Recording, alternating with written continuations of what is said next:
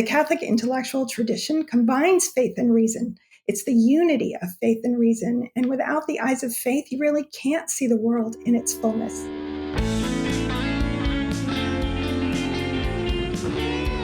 Welcome to the Making Every Class Catholic podcast. I'm Dr. Brett Sockel. This podcast and community are all about equipping Catholic educators like you to approach every subject area and your entire vocation as a teacher through the lens of our Catholic faith. Each month, I sit down with inspiring guests, and together we'll explore how every classroom can become a place of faith, truth, and beauty. Thank you so much for being here. Don't forget to subscribe so you never miss an episode. And if you know a fellow Catholic teacher, share this podcast with them. Let's build this community together.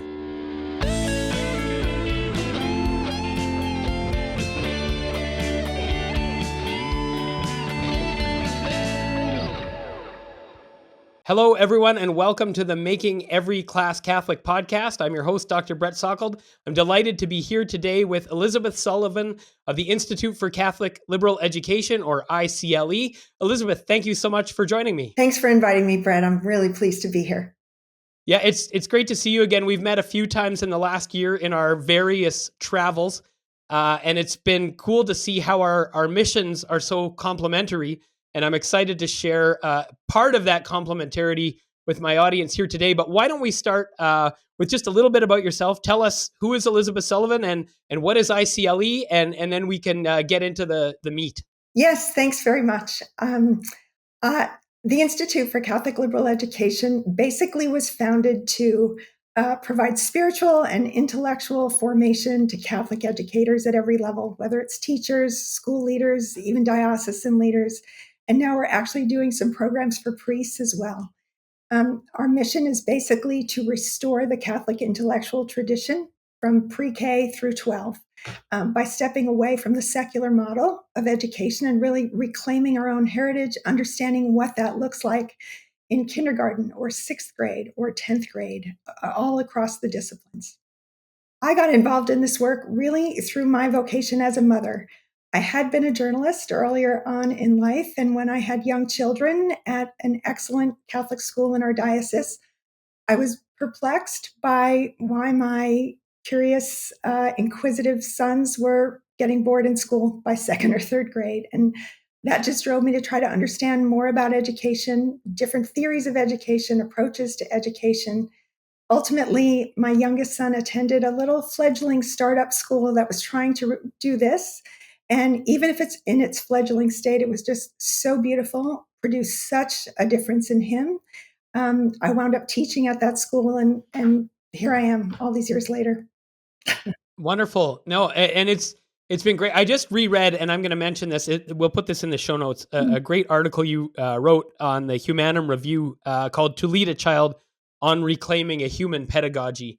And one of the things that I intuited a little in my own book, but didn't develop in this particular way, is the sense of boredom in education. And I hear it from teachers all the time. And in rereading your article, which I think will be a big part of our discussion today, it really captured for me the sense of how an education that's just a transfer of data is boring, and an education that opens our capacity to ask questions and to wonder is sort of naturally exciting. And so I thought that article in particular was such a good compliment for the work I'm trying to do here at Making Every Class Catholic. But I want to come at it from a slightly different angle today. And the angle is something like this. I go around and I talk to teachers and I present, a Catholic worldview as it relates to their subjects. And very often they're very excited. They think this is a great idea. They want to be able to do this. But it feels like it's like one more thing on a massive list of things that teachers are already responsible for doing. And we know the numbers are there in terms of things like burnout for teachers. It's getting worse. My mom was a teacher for over 30 years, and she said the amount of work that was required of teachers by the time she was done compared to when she started was just backbreaking.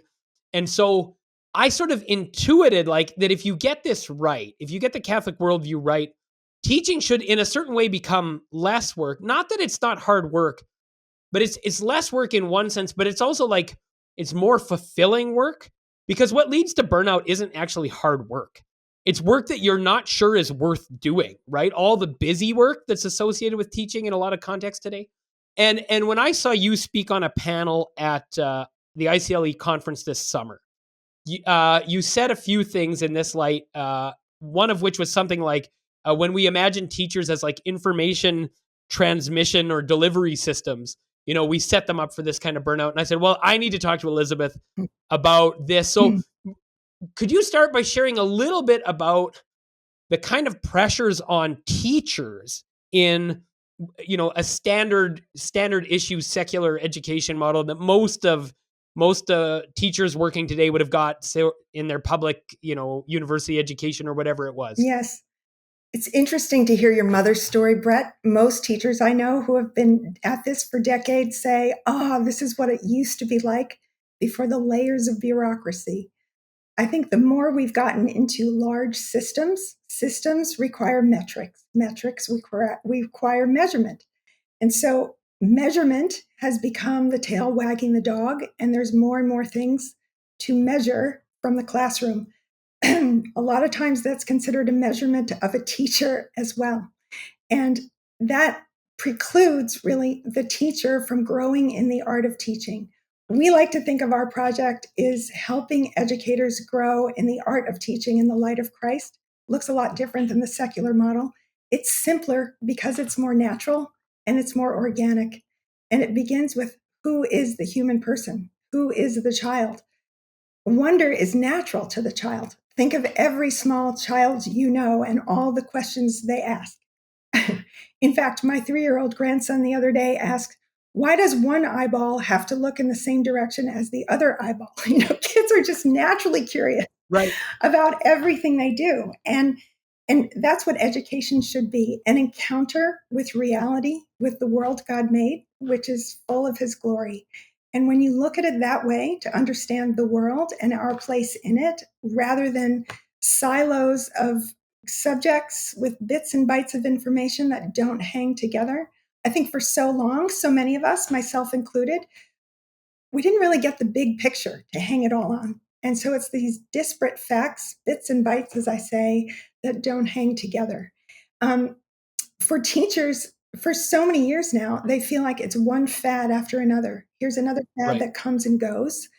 And so it's hard to buy in. This is different. This is the antidote to all of that, because it goes beneath the models and really looks at the philosophy of education and who is the human person in a deeply human way. Right. I was struck by your comment about metrics, because teachers know, and my mom's been banging this drum since this trend started, but every teacher I talk to knows this. Teaching to the test for students, they know, sort of strips down what happens in their classroom and really sort of instrumentalizes it and dehumanizes it. But I hadn't thought about how those same metrics then, and that same dehumanization that follows from metrics, applies to teachers, right? We think about how it works with students when we talk about teaching to the test, which is something every teacher I know understands that's a problem. But then to zoom out one step further and say, okay, and what does that mean for how we think about teaching and for our own vocation and the humanization of that? So I thought that was really a fascinating point. Mm-hmm. Nobody goes into teaching just to measure children, right? Right. In one of my talks, I have a slide that captures 28 pages printed out to capture 904 grades for one 7th grader for one academic year. So if you can imagine what that's like for this child and for the teacher, there were 88 students in that grade. So those teachers can't even look up from their grade books at the souls in front of them to engage with them. And what does that teach the child? It teaches that learning is only for the test, not to understand the world God made or their place in it. When I give talks, I get to this section on math where I tell teachers they've found the secret sauce when the students have forgotten for one blessed moment the all-important question. And then I let them finish. I let the crowd of teachers finish. What's the all-important question? I say, will this? And they all say in unison, be on the test.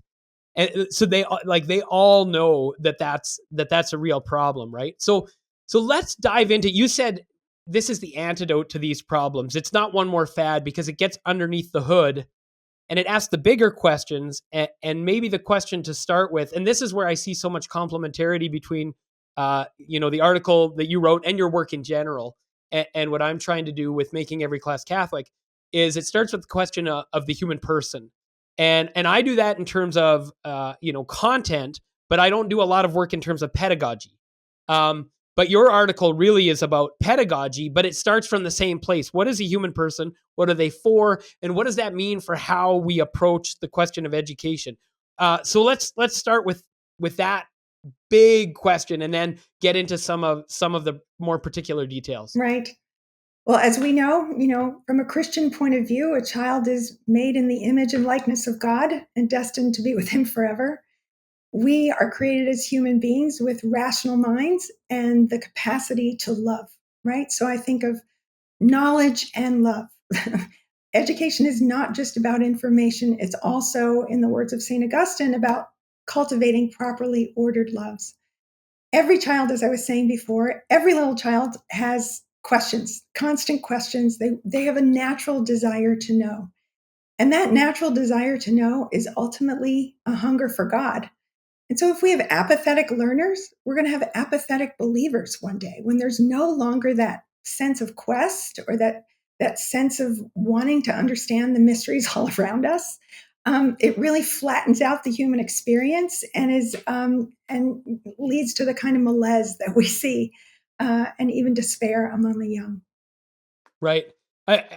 Teachers tell me that students are just bored with content, and I my sense is that the world is a fascinating place, Mm-hmm. and I feel like we almost have to like train kids out of fascination. Like we have to we have to take their natural questioning and say like, we're not talking about that right now. That's not the issue. That's not related to this or that other thing. We need to get this work done. And that the natural like desire that I was thinking as you said the eyeball story, right? Uh, we had this we were having pancakes one morning, and my kids independently came up with what we found out later is called the pancake problem, which is something like how many pieces of a pancake can you make for the minimum amount of slices, right? So with 2 slices you can get 4 pieces of pancake. That's pretty easy. But what's the maximum number of slices in a pancake you get, or pieces of a pancake you could get with 3 slices? And then with 4, and we spent 90 minutes trying to figure out how to cut pancakes in the most efficient way. And then we looked it up on the internet. We found we had basically got the answer right, but we also found that it's actually called the pancake problem, right? And the thing is, it was a ton of fun. Like we all had a blast throwing ideas back and forth and trying this out and then cutting this pancake and saying, but what about if you did it that way? And like you have to train people out of that curiosity, because it's already sort of naturally there. Yes. Um, there's a little video that's worth looking up on the internet. It's called "The Hungry Mind" by a professor at Williams College, and she was replicating the work of some I think psychologists in Britain who were studying how many questions children asked. They followed a group of small children before school. They went to school. How many questions did they ask per hour? 3, 4-year-olds, and the average was 25 to 50 questions an hour. She replicated the study and found something similar. When she went back to see what happened after they were in school for a year, in a 2-hour period, there were between 2 and 5 questions. So, what's happening in school that we're telling, and not inviting questioning, questioning, questioning? Because it's that habit of learning that leads to lifelong learning and discovery. Every lesson should lead to more questions. What else does this relate to? What else do you want to know? And so the art of teaching is often the art of questioning. Who asks the best questions? Who knows how to ask questions in certain ways that lead to the discovery of truth? So that we're not telling the punchline before the joke, that we're inviting children to discover, to have that aha moment, that moment of discovery when they've had that spark and they have that moment of discovery. Right. My mind is going in 2 different directions right now, and I'll lay them both out and then see if maybe take them one at a time. One is, what does this mean for freedom, because I think our contemporary education standard issue model imagines that freedom is this very great good. And then we use lines like, okay, these two pieces are going to go together because this was number 2. The line like, don't teach people what to think, teach them how to think. We say that all the time. And in practice, we think or we imagine we're not just telling them what's what. But in practice, if they're not asking questions and if they're bored, then they're probably not being taught how to think. And so what we imagine that sort of being neutral on certain kinds of big questions, right? God's existence or something, by saying like, well, we don't talk about that here, or that would be some kind of ideological imposition or something to that effect. So we're going to leave you like free from imposition on that. But then all that's left is sort of like bare data, which we can give you and then tell ourselves that we're not teaching you how to think by abstracting from these big questions. But in fact, it's in the pursuit of those big questions that we find both the love of learning and also the freedom to engage with the world and the energy to use that freedom, because you might be theoretically free to ask questions, but if like there's no place where you can do it, if there's no framework with which you're given to approach anything, then everything's flat and it's not obvious. Like why, my favorite image of this is like 100 shampoo bottles in the shampoo aisle. Well, you're theoretically free to pick whichever one you want. But if there's literally no criteria by which you might choose one or the other, you actually don't feel free staring at 100 different shampoo bottles. You feel overwhelmed. You're like, what am I supposed to do? I don't, give me something, So I wonder, my question's not super clear, but I'll ask you to think about like freedom and how it relates to how these sorts of things are proposed in the model you're talking about, and compared with this sort of standard issue model. I think you've hit on something here. The heart of it, really, Brett. I think one of the fundamental problems of modernity is a misunderstanding of what freedom truly is. Freedom is not license to do whatever we wish. Freedom is really properly understood to the freedom to see the truth of things and to order our lives and our loves to that truth. And when you think about the modern secular education, it has stripped the meaning and purpose from things. And that's exactly what Catholic education has the obligation and the privilege to restore, because we can see the higher meaning in all of this. The Catholic intellectual tradition combines faith and reason. It's the unity of faith and reason. And without the eyes of faith, you really can't see the world in its fullness. That you can't point to the mysteries that lie beyond, that beckon us beyond. And so I think we are not free when we're reduced to just information rather than formation, whether it's disparate information, but we're precluded, for the reasons that you've said, from searching, from an open-ended search with a guide, if pedagogy means guide, with a well-formed teacher who knows how to lead a child to truth, not manipulate to the truth, but to lead a child to discover what's true, to see what connects to what, to see what history has taught us, what the great minds, what the church fathers, what the catechism says about, what great scientists have said about encountering reality and about the nature of the world we live in. Let's dive into that lead but not manipulate.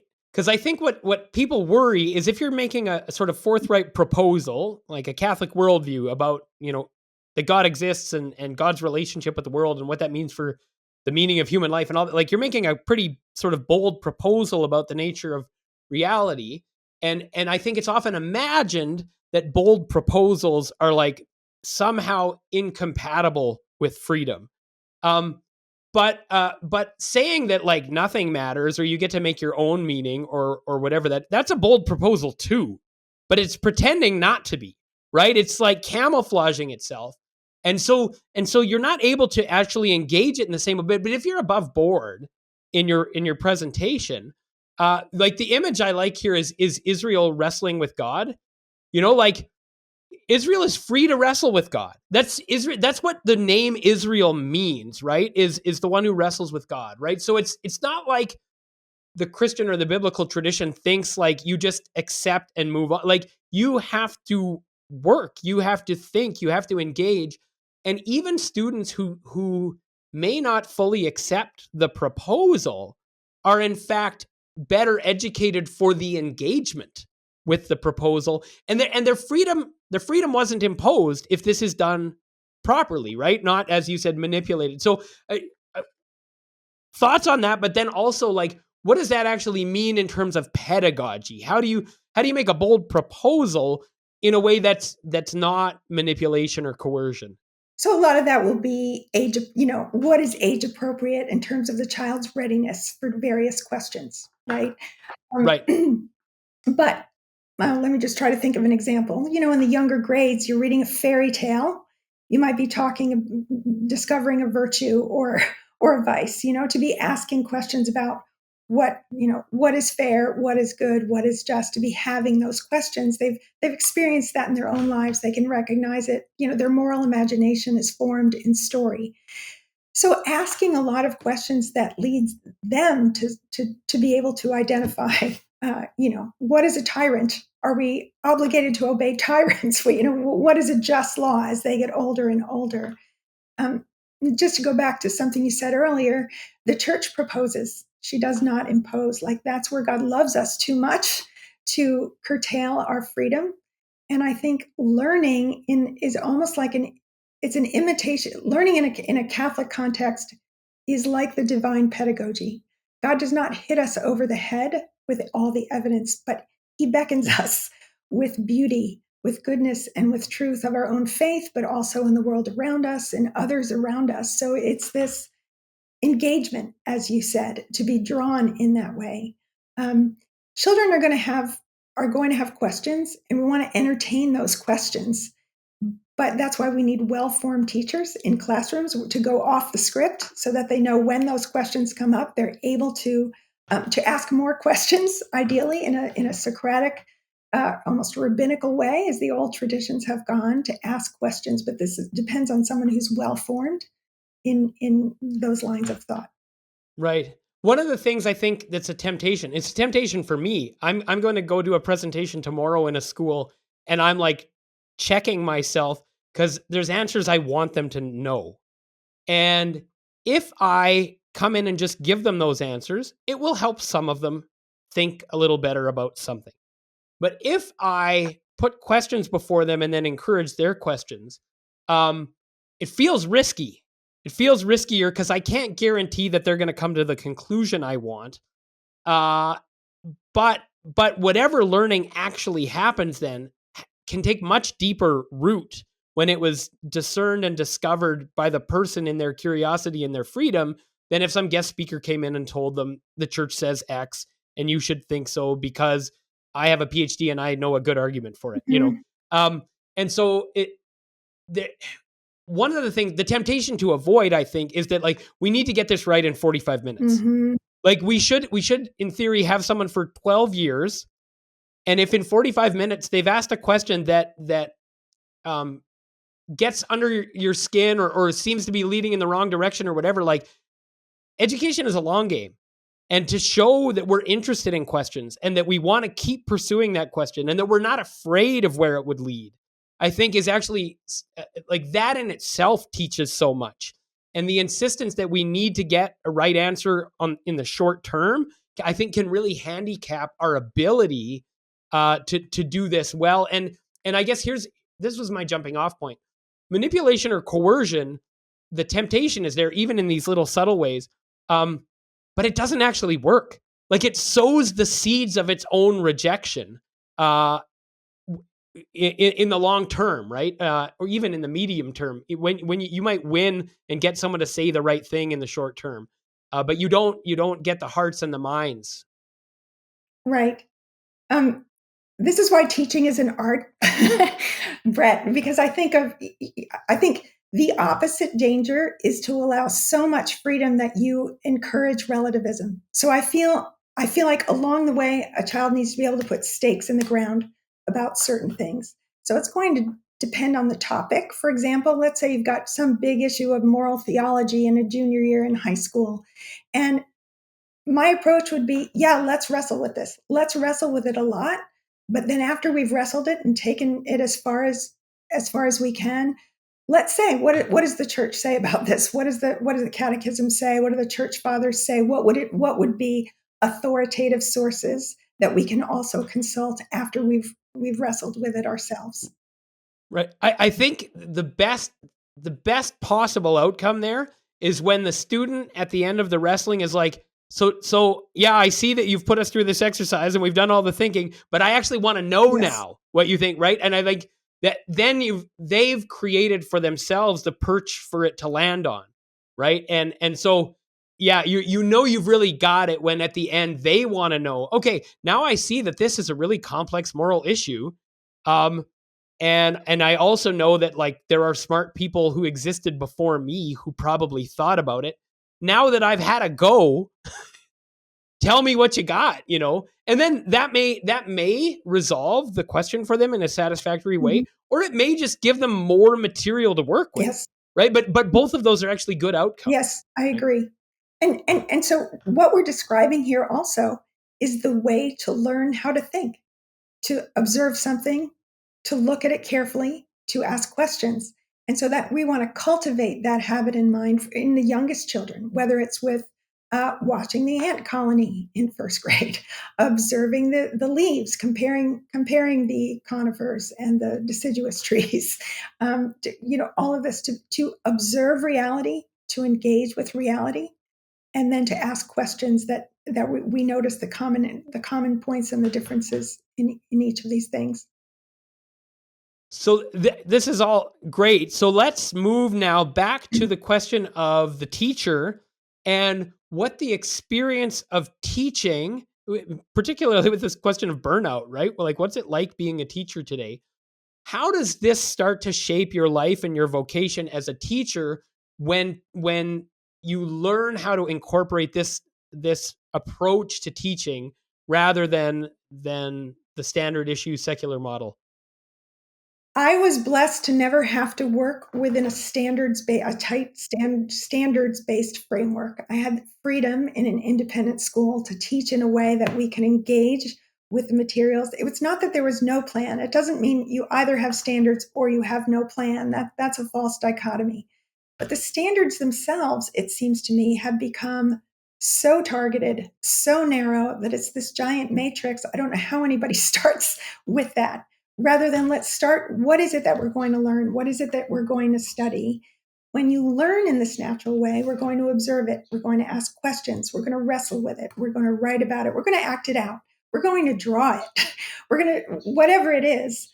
Um, you turn around at the end and you look and you see you've checked all the standards, that they're kind of an artificial division Right. of what natural learning is. And so often when we're helping teachers feel that they have the ability and the art to teach intuitively, most of them, they see that they don't need to talk about freedom. They can get freedom from those standards and see that they can, in a more effective, organic, integrated way, introduce the child to that same material and help them gain this, not just the knowledge but the understanding and the wisdom that those things point to, because they can see broad themes, they can see connections between things, and it just makes learning more of an adventure rather than a dull slog through a lot of disparate information. Right.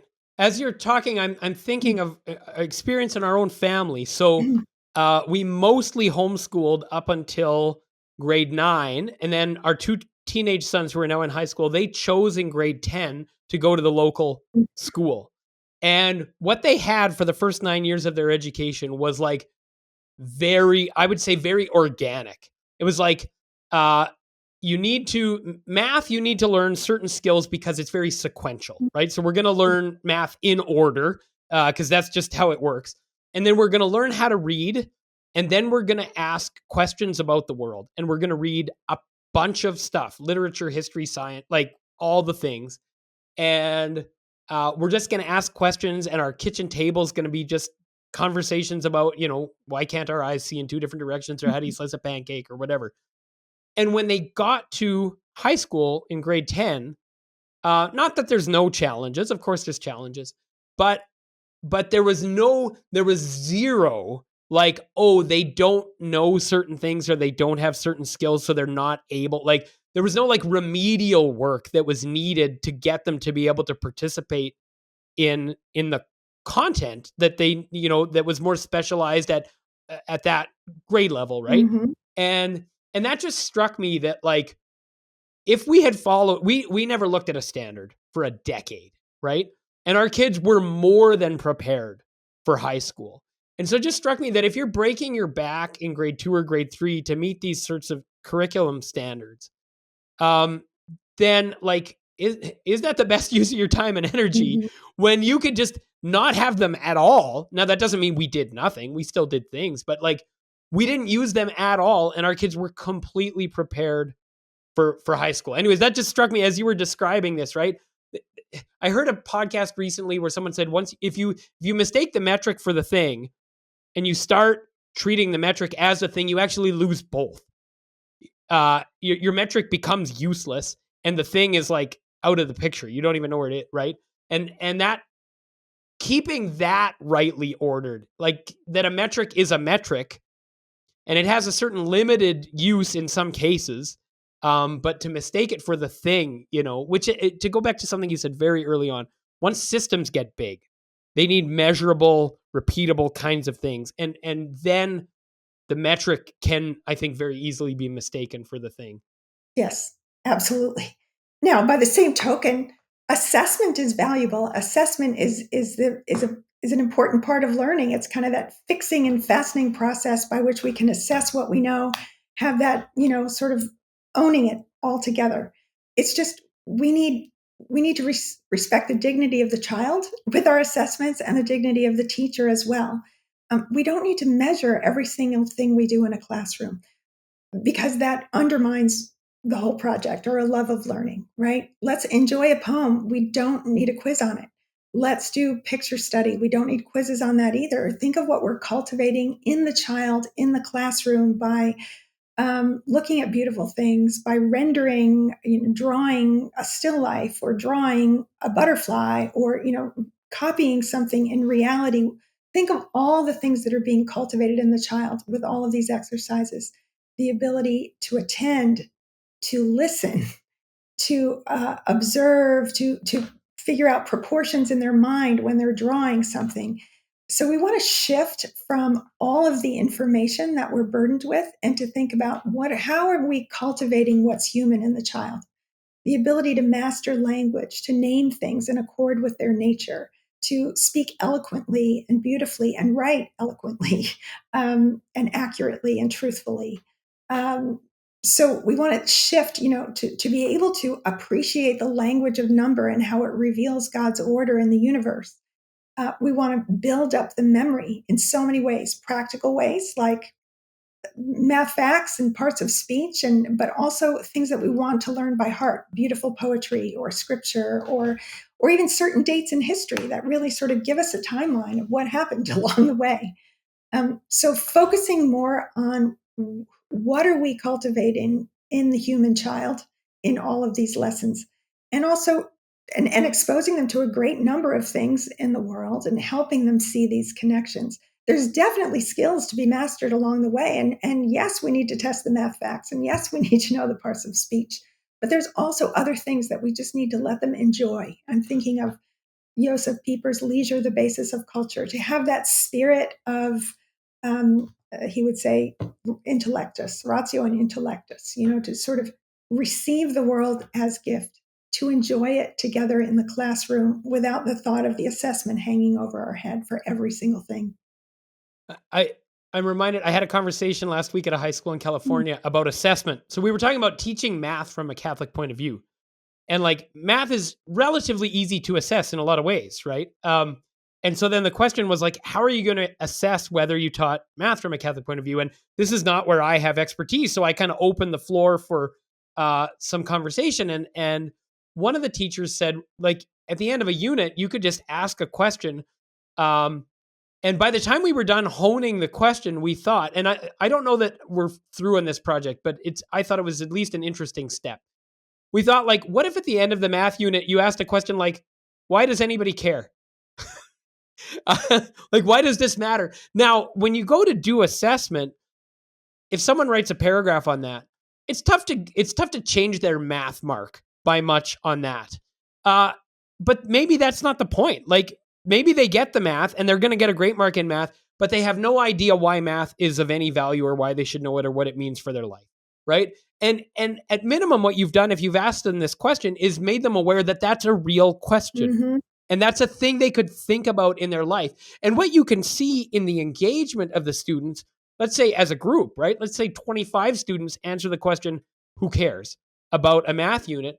Well, you've just learned something about the environment in your classroom, Mm-hmm. about whether that kind of curiosity is being fostered, whether they're even aware that these kind of questions are real questions. Mm-hmm. And then another teacher said that and this was a social studies teacher. He said at the beginning of every class, he just has on the board question of the day. It could be a factual question, but we talked about how you could use that method of question of the day to really set the framework. So he was a social studies teacher, and we thought, what if you put on the board one day, like, are human beings basically good? Like, and kids might even be like, well, that's not in the curriculum, but it's what makes anything that is in the curriculum actually relevant or not. To ask those big picture questions, and you don't need to get a 90 or a 70 on any of those. They set the framework for what matters and why it matters and allow you to think in terms of bigger picture questions when the curriculum might have been designed by people who are really focused on you need this piece of data. Mm-hmm. They've lowered the horizon. I think one of the great things you've done in your work, Brett, is to make it so accessible. Here's the content. What's the context? Why is this important? And for us to constantly be going back and forth between those things. How does this fit into God's plan? How does this fit into what else we know? So that's a beautiful entree to the whole Catholic intellectual tradition. Well, thank you. Well, and this is a great transition to my next question, which is, okay, if teaching like this is more human, it's more fulfilling. In a certain sense, it's easier, and I don't mean to say there's no work, but in a certain sense, it's easier. Um, what is the transition like when a teacher is learning? Because it would be great, whether it's in the kind of work I typically do or what you're talking about here, it would be great if people could go to university and get a 4-year ed degree that was in this frame of reference. But what we know is the vast majority of the teachers who are working in Catholic schools have got something else entirely in their education. Then they're put in a Catholic school. They're asked to teach from a Catholic point of view, or maybe with a Catholic pedagogy. They have no training there. And so you or I come in and do what we do. And there's hurdles, right? That are naturally going to come from working with people who are professionals, who do what they do, who have training, who sometimes maybe have been doing this for decades. Sometimes they're like really looking for something else because they notice something isn't maybe what they hoped for. But sometimes not, right? Sometimes you're comfortable where you are, Mm-hmm. and to hear this can come as a particular kind of challenge. So what kind of things do you face when presenting this model to teachers who've learned something else entirely in their secondary, post-secondary education, but then maybe have also put in years or decades of teaching in another framework? Yes. What we find more and more is that all they need is openness. And when they see that there's a whole Catholic intellectual tradition that really honors the child, this is why they went into teaching in the first place. And they begin to see that this is really much simpler than what they've been trained to do. And much of it they do instinctively and intuitively. There's so many natural teachers out there, and now they've got words to put on what it is they've been trying to do, often with the wrong tools, right? Within the wrong system. They're still overcoming that. They're still trying, imparting the faith and trying to, they love these kids and they're pouring themselves out. And when they're free from some of the tools and they're just open to see, it's not that they were doing things wrong. It's that there's a way that they can be more free and introduce the bigger ideas into the classroom and kind of not be forced to dash through all the material, but to slow down and to understand how to begin to contemplate together in the classroom to search for that truth. Mostly they love it. And it's honestly, it's the most rewarding thing about the work that we do to see there's so many amazing people who have been who answered the call to Catholic education. And when they're free to do this and you see that they're so fulfilled in their vocations, it's very rewarding for us. And that's why we exist. We're all teachers ourselves. We're the last people in the world that want to tell them they've done anything wrong. We admire them so much. We think that the work that they've been called to in this particular time and place is absolutely crucial. And there's this beautiful renewal going on. Whole dioceses are jumping aboard. Bishops are understanding it, that we have a better way. We have this incredible tradition, and it's simpler. It's simpler than the factory model. This resonates with my experience in my own particular work, and it's something like the vast majority of people in Catholic schools, teachers in Catholic schools, are people with a basic goodwill and openness, who are often like waiting for more. I mean, I started this particular kind of work after I taught one course in education, because a group of teachers came up to me and said, our employer is asking us to teach every class from a Catholic point of view. We agree with them that that's a good thing to do. We would like to do it. We have no training. Our undergraduate education did not prepare us for this. There isn't professional development resources available for us on this. We're committed to the idea. We think it's a good idea. We don't even know where to start. And that was how I got thinking about the subject specific stuff that makes the second part of the book is I did a series for these teachers on, tonight we're going to talk about social studies and history, and next week we'll talk math and science. But it was the basic openness of the Catholic teachers who wanted to do this well, that led me into this kind of work. And I've encountered it over and over again. Now, there are, within that basic openness, I would still say there's a handful of critical questions that I sometimes get. And I think they're good questions, right? So and I'll ask you, as I'm explaining, an example or two from my work, to think maybe if there's any parallels in your work on pedagogy. But for example, in my area, one question is teaching every subject from a Catholic point of view indoctrination, right? And I'm like, we should think about that question. That's a worthwhile question. And one answer to that is like, well, if you do it wrong, like it could be, right? And so I want to affirm you in your instinct that that's not what we want to do here. Mm-hmm. And then I want to talk through with you how what we do differs from indoctrination, right? And then when I can take their question seriously and say, like, I'm not dismissing that. I'm saying that's a good question. Thank you for asking that. And let's go after it. Then that often really moves the needle. So I'm wondering, on the pedagogy question, are there any like specific hurdles or questions that you sort of regularly come up against where a teacher's like, yeah, but what about, and then when you can get them past it, there's a kind of a breakthrough moment or something like that. Let me talk about the indoctrination. I'm just making myself a note so I come back to it. Sure. This indoctrination question. So it can be misunderstood. We're not saying, let's put the math question on the board and stand back and say, isn't Jesus amazing? We don't want to do that, right? We just want to show the wonder that's in the world and allow them to come to those conclusions. It's not that we want to beat them over the head with a frying pan saying, look at God in all things. We want to show, not tell, for the most part. Right? So it's just showing wonder, showing connection, ultimately allows them to build to this vision of God in all things, of a creator and a creature. In terms of the other things, the things that they're hesitant about, not everything in modern education is bad. And we need to acknowledge that. So the example I often give is going back to the science of reading, basically going back to phonics, phonemic awareness, to that kind of ladder of reading is a wonderful development that we completely support. So we want to affirm them where they're doing that, where they're doing these things. I think what we're trying to do is equip them with a sense of the human person so that they themselves can discern when every new product or approach or program comes down the pike. How can they assess and discern if this comports with what we want to try to foster, the capacities of the human person that we want to foster? Imagination, inquiry, integration, imitation, memory, language, number, the things I talked about in my article, right?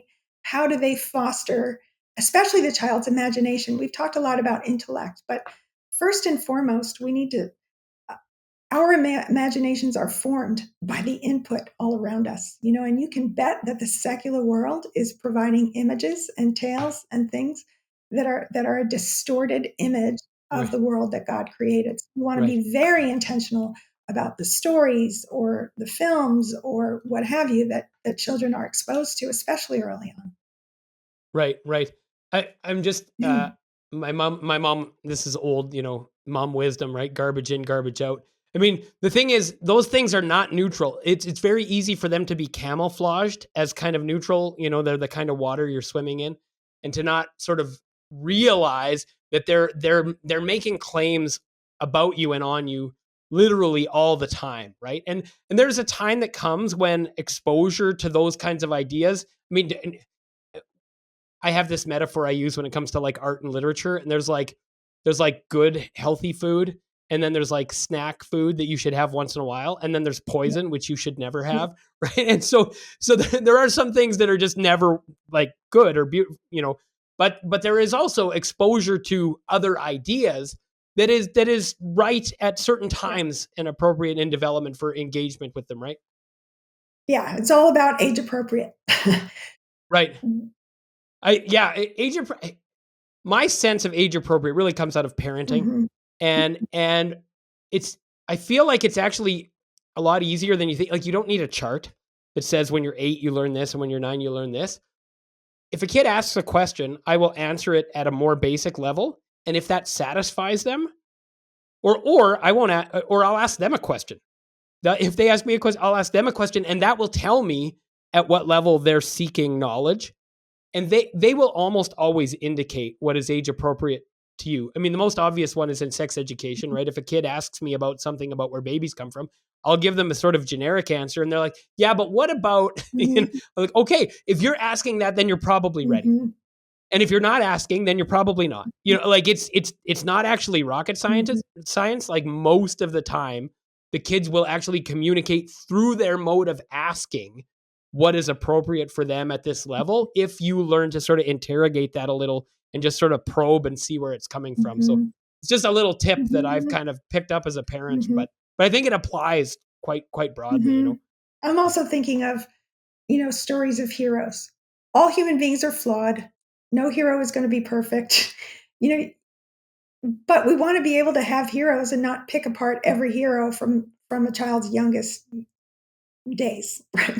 Right, right, So yes, we say, of course, nobody's perfect except our Blessed Mother, and even the saints struggled. But here's heroic virtue in the act that this hero did.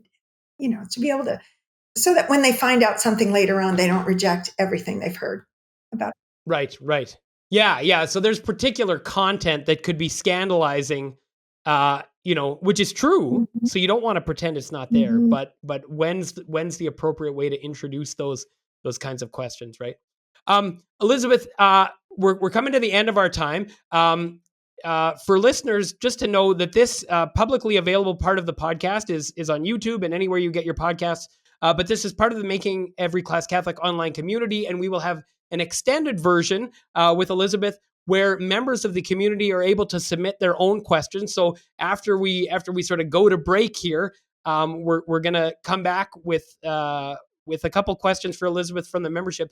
But before we do, tell us where we can find you, what kind of work you're doing. If people have inquiries about doing something with ICLE, where should they go? Those kinds of things. Okay, thank you for that opportunity, Brett. The website is catholicliberaleducation.org.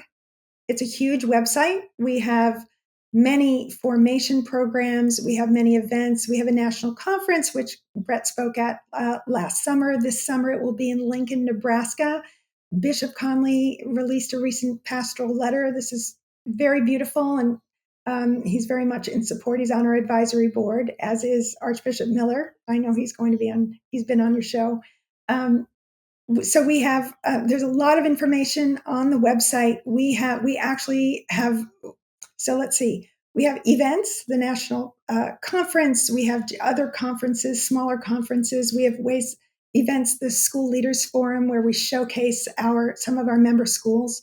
We have right now 248 member schools. We work with dioceses all across the country and even overseas. So we work at the diocesan level and at the school level and also with individual teachers. We often work with a school, usually over a period of 3 years, with a renewal plan to gradually adopt these pedagogies and these modes of teaching and the culture of the school. So we really enjoy doing that, really getting to know the teachers in a school. One of our more exciting things is that we launched 4 or 5 years ago an alternative to state teacher licensure. It's called the Catholic Educator Formation and Credential Program. There are 6, soon to be 7 or 8 Catholic institutions of higher learning who give graduate level credit for that program toward master's degrees for those who want to go on. And there are many dioceses, a growing number of dioceses across the country that recognize this as an alternative to state licensure where they are permitted by law. Our program is entirely based in the Catholic intellectual tradition. We're looking toward Augustine and St. Thomas Aquinas and St. John Henry Newman and St. John Bosco to form our teachers, not toward Horace Mann and John Dewey. Right. Wonderful. Well, you got a lot going Yes. on. Let me just ask a little bit about one that I think is particularly related to our topic today, which is, I don't even, correct me with the terminology because workshop might not be the best, or seminar. Do you have like summer seminars, week-long seminars for teachers to come learn the pedagogical approach that we've discussed we here have today? several. It's called the Spirit and Craft of Teaching in the Catholic Liberal Arts Tradition. That's in June. We hold that at Aquinas College in Nashville. We're so grateful to partner with the Dominican Sisters of Nashville. So we have that program every June. I think we aren't doing it this year, but we normally have an academic retreat for teachers to come and enjoy seminar and learn more about leading seminar. So those are 2 particular intensive programs. And then we have the National Conference, we have the School Leaders Forums, and we have programs for priests, symposium for priests. We'll often go out to dioceses to begin to introduce these ideas to pastors, principals, teachers at a diocesan day. So just to begin to cast the vision and then to show that it's really a small basket of tools to bring this to life in the classrooms. And the testimonials from teachers, just to see how free and rewarded and inspired and excited they feel, it's beautiful to see, because you know that they have exponential reach on the children in their classrooms. Right. It's beautiful. I think it's great to finish with this question of freedom. We're very concerned, rightly so, with freedom in our culture, but sometimes we misunderstand it. And freedom for students, of course, but the freedom for teachers, it feels like all they need sometimes is to be given permission, almost, to do what comes naturally. And if maybe I know that's a slight oversimplification, but I feel like that's a nice way to encapsulate some of the basic, questions here about if you want to shift, where's the difficulty and where are the hurdles? And it's actually not as hard as it seems, because it's like clearing some stuff out of the way, and then you find yourself in a new place with a kind of freedom to do. And I loved how you put it, to do what you got into teaching to do in the first place. Right. Yes. And to restore their confidence that they can do it, that they don't need to deliver someone else's script at every moment. Right. That's not freeing for them. It doesn't engage their creativity in the classroom and the way to bring this to life in the classroom. Amen. Elisabeth, thank you so much for being with us here today. You're most welcome. It was my pleasure, Brett. Thank you.